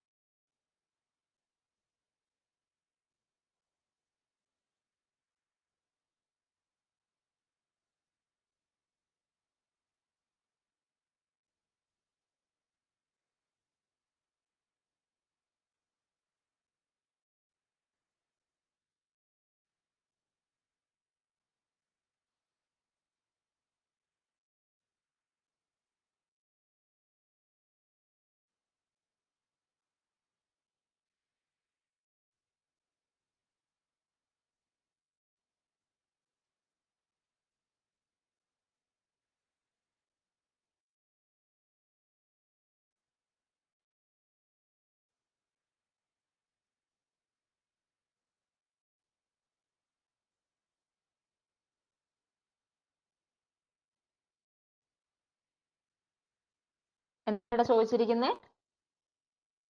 ലാസ്റ്റ് വൺ ലൈൻ ക്വസ്റ്റ്യൻ വായിക്കാം. For this requirement A highly inflationary economy is one that has. നമ്മൾ ഹൈലി ഇൻഫ്ലേഷണറി ആണെന്ന് പറയണമെങ്കിൽ എന്താണെന്ന് ഞാൻ പറഞ്ഞിരുന്നേ?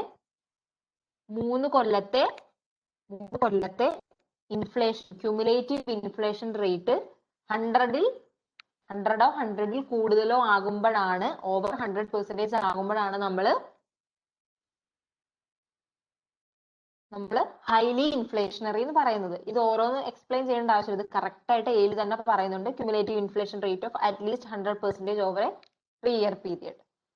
ഓക്കെ, സോ ഈ ക്വസ്റ്റ്യൻ എങ്ങനെയുണ്ട്? കൺഫ്യൂസിംഗ് ആണോ? അല്ലല്ലോ, ഡയറക്റ്റ് ക്വസ്റ്റ്യൻസ് അല്ലേ വരുന്നത്. നിങ്ങൾ പഠിക്കേണ്ട ഒരു മാത്രമേ ഉള്ളൂ ഇതില്. പഠിച്ചു കഴിഞ്ഞാൽ നിങ്ങൾക്ക് നൈസായിട്ട് എഴുതാൻ പറ്റും.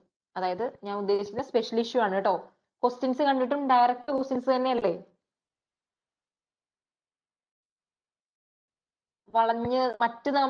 മറ്റുള്ള ഇതിലൊക്കെ ചോദിക്കുന്നവർ ഇൻഡയറക്റ്റ് ആയ ക്വസ്റ്റ്യൻസ് ഒന്നും അല്ല ഈ പോർഷൻസ്. ഇത് കുറച്ച് അറിഞ്ഞിരുന്നാൽ നമുക്ക് നൈസായിട്ട് ആൻസർ ചെയ്യാൻ പറ്റുന്ന പോർഷൻ ആണ്. സോ അടുത്തത് നോക്കിക്കേ.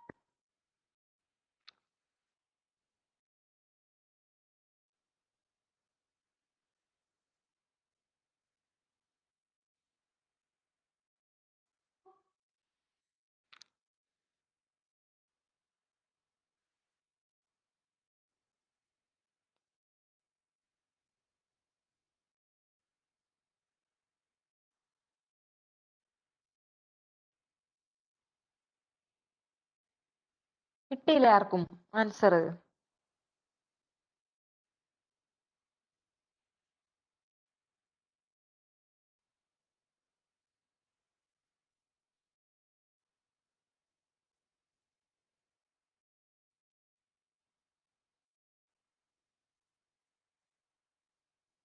ഇതിൽ ഡൗട്ട് ഇല്ലല്ലോ? ഒരു കമ്പനിയുടെ ഫങ്ഷണൽ കറൻസി എന്ന് വെച്ചാൽ എന്താണ്? ഫങ്ഷണൽ കറൻസി എന്ന് വെച്ചാൽ ആ കമ്പനി ഏറ്റവും കൂടുതൽ ട്രാൻസാക്ഷൻസ് ഏത് രാജ്യം, ഏത് കൺട്രി ആയിട്ടാണോ നടത്തുന്നത് ആ കൺട്രിയുടെ കറൻസിനെയാണ് നമ്മൾ ഫങ്ഷണൽ കറൻസി എന്ന് പറയുന്നത്. ഇവിടെ അത് പറയുന്നത് ഓപ്ഷൻ ഡി ആണ്, primary economic environment in which the entity operate. ഇത് ഡൗട്ട് ഇല്ലല്ലോ? ഞാൻ ഓരോന്ന് എക്സ്പ്ലെയിൻ ചെയ്യേണ്ട കാര്യമില്ലല്ലോ? ഓക്കെ,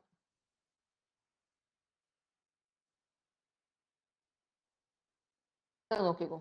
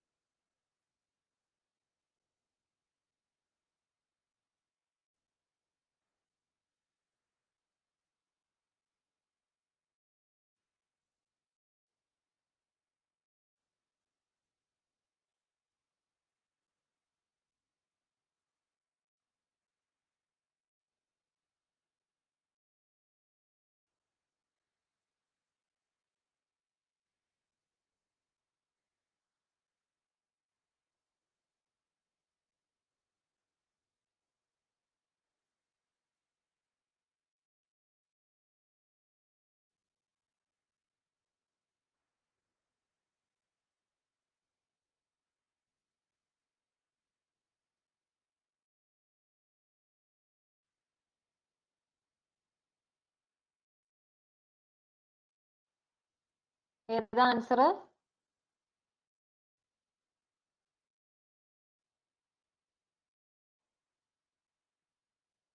ഏതാ ആൻസർ?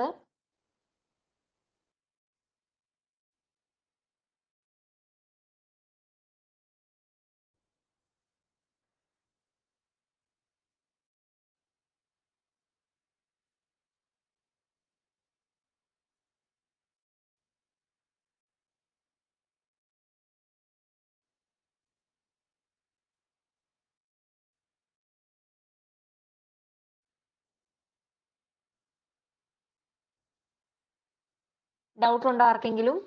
ഇവിടെ ചോദിച്ചിരിക്കുന്നത് കറണ്ട് എക്സ്ചേഞ്ച് റേറ്റിൽ റീമെഷർ ചെയ്യുന്നത് എന്താണെന്നാണ്. കറണ്ട് എക്സ്ചേഞ്ച് റേറ്റ് റീമെഷർ ചെയ്യുന്നത് എന്താണ്? മോണിറ്ററി അസറ്റ് ആൻഡ് ലയബിലിറ്റീസ് ആണ് കറണ്ട് എക്സ്ചേഞ്ച് റേറ്റിൽ നമ്മൾ റീമെഷർ ചെയ്യുന്നത്. ഇതിൽ മോണിറ്ററി അസറ്റ് ആൻഡ് ലയബിലിറ്റീസ്, ഇത് ഏതാ മോണിറ്ററി അസറ്റ് വരുന്നത്?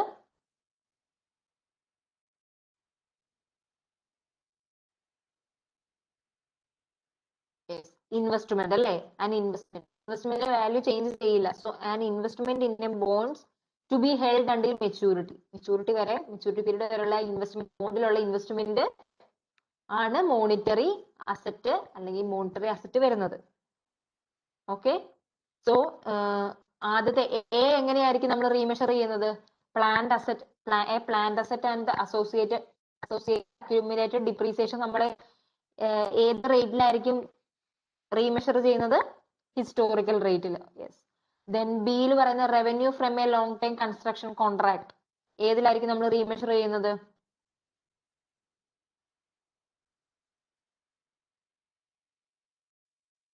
Weighted ആവറേജിൽ.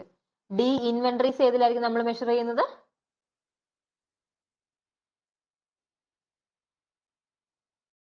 Historical. Okay,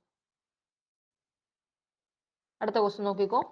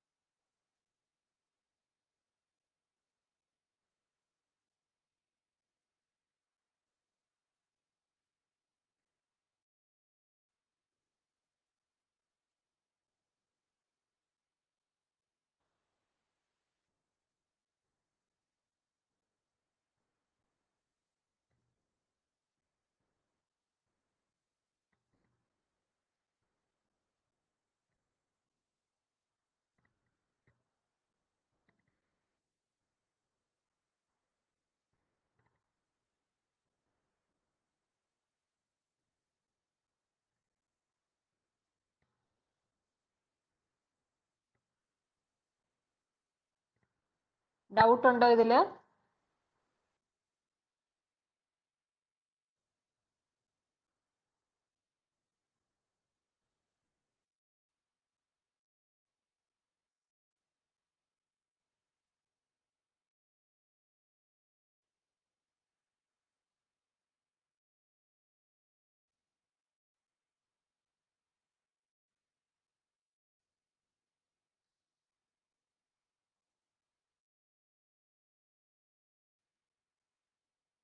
hello, doubt ഉണ്ടോ നിങ്ങൾക്ക്?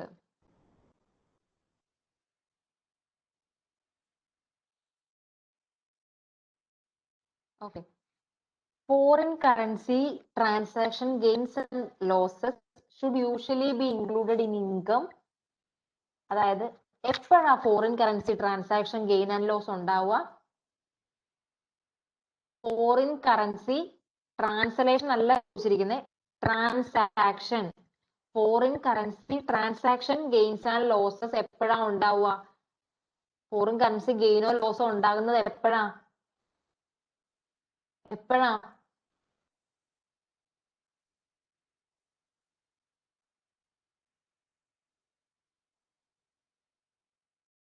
Exchange rate changes വരുമ്പോഴല്ലേ?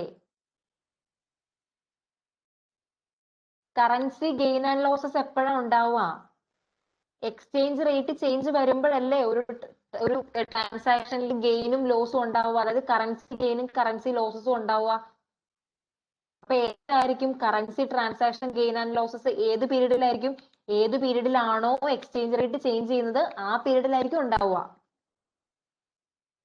കാരണം എക്സ്ചേഞ്ച് റേറ്റ് ചേഞ്ചസ് വരുമ്പോഴേ അവിടെ ഒരു ഗെയിനും ലോസും ഉണ്ടാവുള്ളൂ.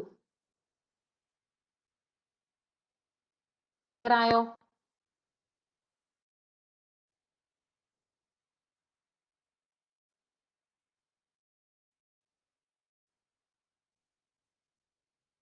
ഓക്കെ.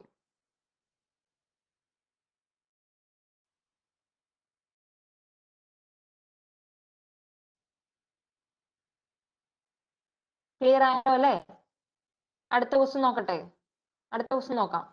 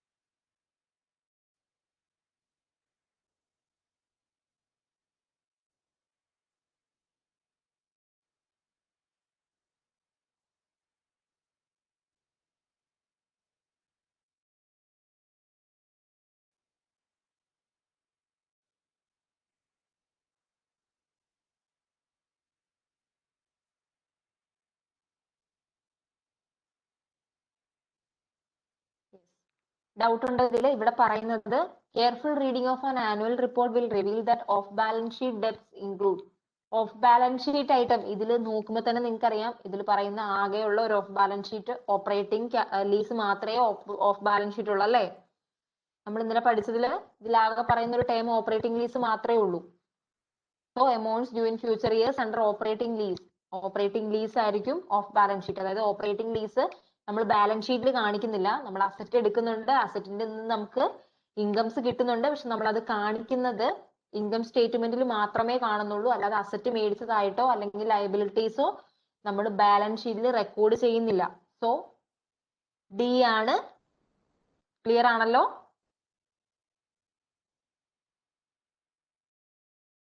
അടുത്ത ക്വസ്റ്റ്യൻ നോക്കിക്കേ.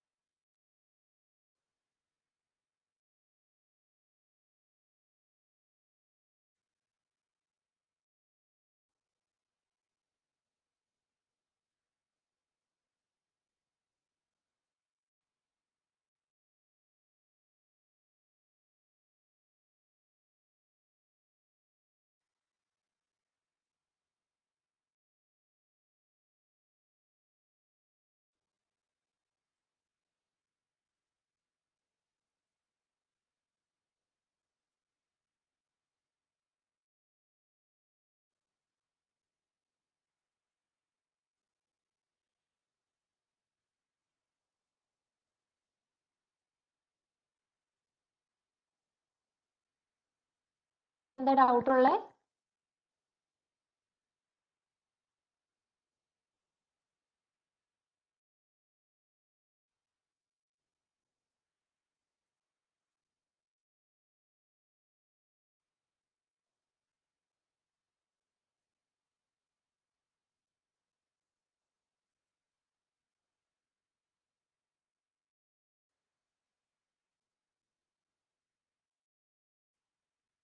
ഹലോ, കേൾക്കുന്നില്ലേ?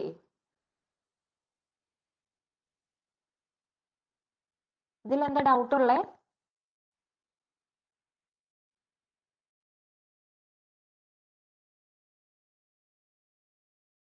പറയുന്നത് the measurement of the benefit lost by using resources for a given purpose. ഒരു കാര്യം ചെയ്യുന്നത് വഴി നമുക്ക് മറ്റൊരു കാര്യത്തിന് ബെനിഫിറ്റ് നഷ്ടപ്പെടുക, അത് എന്താണെന്നാണ് ചോദിക്കുന്നത്. അതിന് നമ്മൾ പറയുന്ന ടേം എന്താ? Opportunity cost.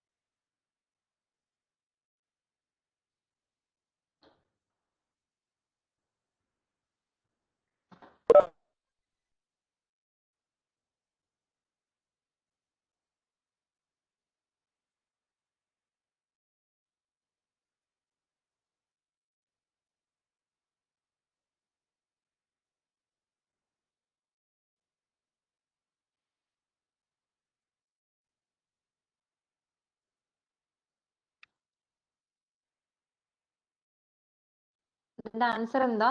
എന്താ ഒന്നും പറയാത്ത ആരും?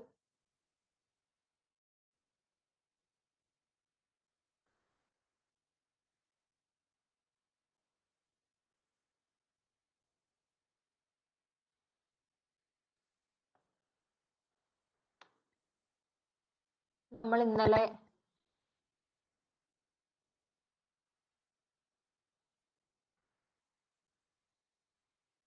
പറഞ്ഞതാണല്ലോ.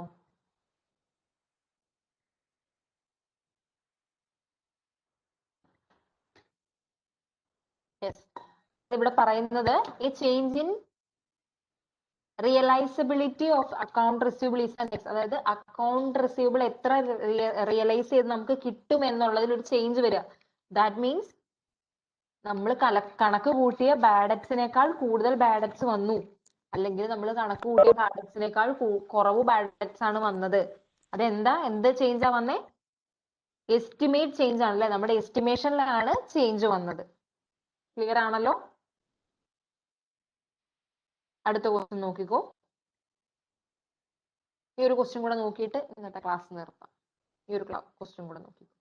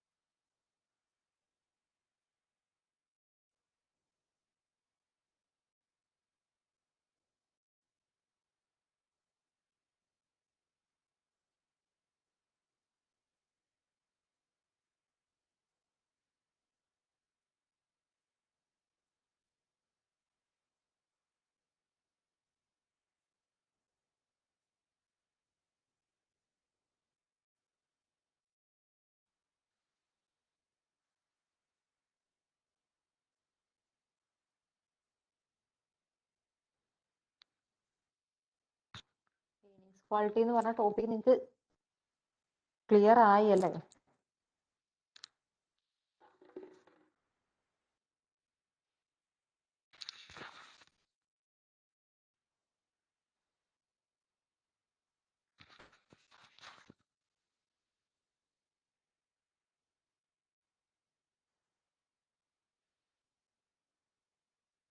അതായത് ഇവിടെ ചോദിച്ചിരിക്കുന്നത് എപ്പോഴാണ് ഏർണിങ്സ് ക്വാളിറ്റി ഇൻക്രീസ് ചെയ്യുന്നതെന്ന്. ആദ്യത്തെ ഓപ്ഷൻ പറയുന്നത് longer period to amortise the patent. Longer period ആണെങ്കിൽ അമോർട്ടൈസേഷൻ എക്സ്പെൻസ് എങ്ങനെയായിരിക്കും? ലോങ്ങർ പീരീഡ് ആണെങ്കിൽ അമോർട്ടൈസേഷൻ എക്സ്പെൻസ് ചെറുതായിരിക്കും അല്ലെ? സോ അതുകൊണ്ട് തന്നെ ഏർണിങ്സ് കൂടുതലായിരിക്കും, ഏർണിങ്സ് ക്വാളിറ്റി കുറവായിരിക്കും. പിന്നെ സ്ട്രെയിറ്റ് ലൈൻ മെത്തേഡ് ആണെങ്കിലോ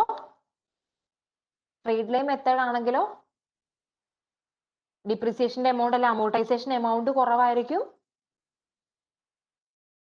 അതുപോലെ തന്നെ ഇൻകം കൂടുതലായിരിക്കും, ഏർണിങ്സ് ക്വാളിറ്റി കുറവായിരിക്കും.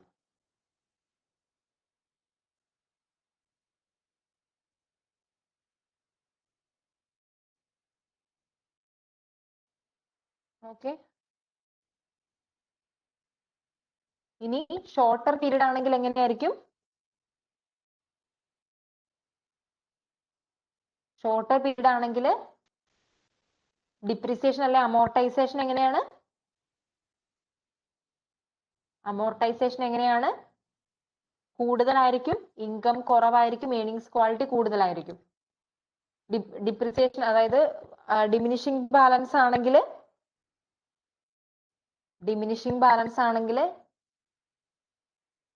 ഇൻകം ഡിപ്രീസിയേഷൻ കൂടുതലായിരിക്കും. അതുകൊണ്ട് തന്നെ ഇൻകം കുറവായിരിക്കും, ഏണിങ്സ് ക്വാളിറ്റി കൂടുതലായിരിക്കും. സോ ഇത് രണ്ടും കൂടെ വരുന്നത് ഏതാ?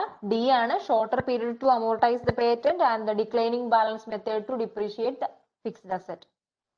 ഡൗട്ട് ഉണ്ടോ?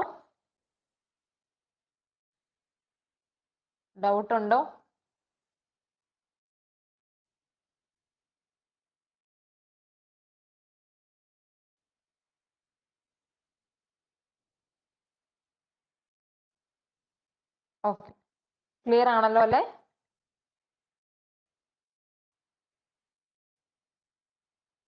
സോ ഇന്നത്തെ നമുക്ക് വൈൻഡപ്പ് ചെയ്യാം. നാളെ ബാക്കി ഞാൻ പറഞ്ഞു തരാം കേട്ടോ.